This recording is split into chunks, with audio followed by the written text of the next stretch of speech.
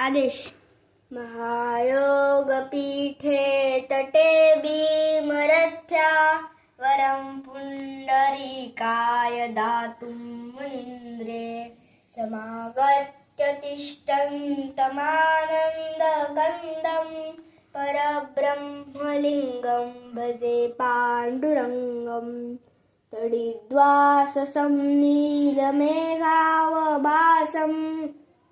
रमामन्दिरं सुन्दरं चित्रकाशं वरं त्विष्टिकायासमन्नस्तपादं परब्रह्मलिङ्गं भजे पाण्डुरङ्गम्।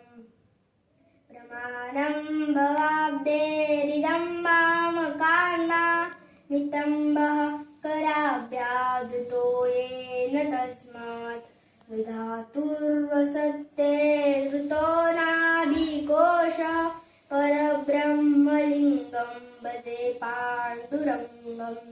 स्फुरत्कौस्तुभालं कृतं कण्ठदेशे स्त्रियाधिष्ठकेयूरतं श्रीनिवासं शिवं शान्तमिन्द्रियं वरं लोकपालं परब्रह्मलिङ्गं भजे पाण्डुरङ्गम्।